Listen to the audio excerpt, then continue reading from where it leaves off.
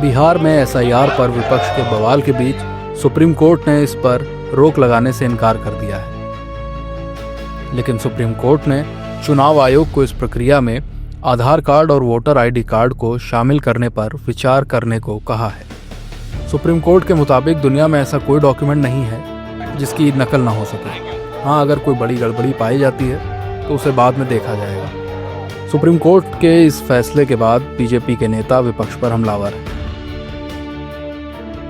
Sir पर जो supreme court में मामला लंबित है, माननीय उच्चतम न्यायालय ने शुरुआत में ही कह दिया कि किसी भी मतदाता को उसका अधिकार मिलना चाहिए, और चुनाव आयोग ने स्पष्ट तौर पे कहा है कि किसी भी मतदाता को हम तब तक वंचित नहीं करेंगे जब तक उनको पूरा हम समय नहीं दे दें, उनको पूरा मौका नहीं दे दें। इसीलिए मैंने पहले भी कहा था कि इतना पहले चुनाव आयोग के खिलाफ इस तरह की बातें करना, और जो मामला उच्चतम न्यायालय में लंबित है, तो ये सरासर जो है राजनीतिक फंडा है। जब सुप्रीम कोर्ट भी सत्य के आधार पर चलता है और वास्तविकता है ये कि इस देश का निर्णय इस देश का नागरिक करेगा, यदि कोई किसी बाहरी व्यक्ति ने आकर के और मतदान का अधिकार प्राप्त कर लिया है तो पुनरीक्षण तो होना ही चाहिए, और हमेशा प्रतिवर्ष होती भी है, पुनरीक्षण होता है। प्रक्रिया के तहत थोड़ा लाखों लोगों के नाम गलत पाए गए हैं, ये भी सामने आ गया है। तो सुप्रीम कोर्ट का निर्देश भी वही है, तो इस दिशा पर इनको समझना चाहिए, विपक्ष को समझना चाहिए और सहयोगात्मक रुख रखना चाहिए।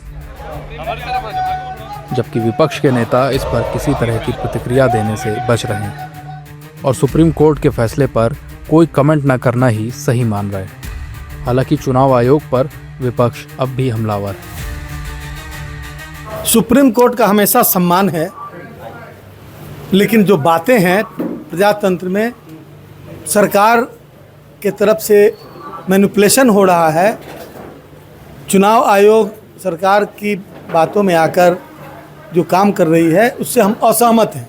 असहमति का अधिकार सबको है, हम असहमत हैं और हम उसको कंडेम करते हैं, और बाकी हम पार्टी में बात करके बताएंगे कि उस पर क्या रिएक्शन। अरे तो एनडीए के नेता पर फैसला होना, उसी के कोर्ट में फैसला होना था क्या? आपने कोर्ट पर पूछी टिप्पणी तो मैंने कोर्ट पर बताया।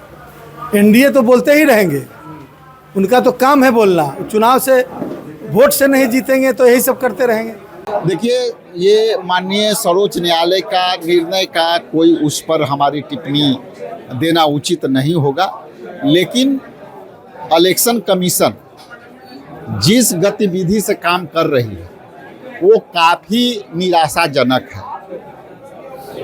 करीब 52 लाख और 93 लाख के आंकड़े पार हो गई हैं जिनका नाम कट चुका है, और अभी भी इलेक्शन कमीशन अपने रवैया में कोई सुधार किया नहीं।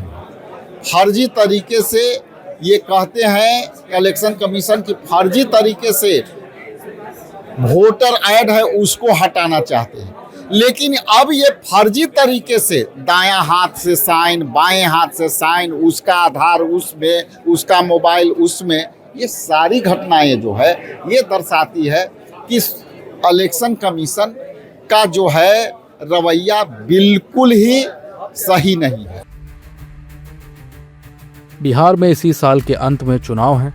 ऐसे में चुनाव आयोग विशेष गहन पुनरीक्षण यानी एसआईआर करा रहा है, लेकिन विपक्षी दलों को एसआईआर रास नहीं आ रहा, जिसके बाद मामला सुप्रीम कोर्ट पहुंचा।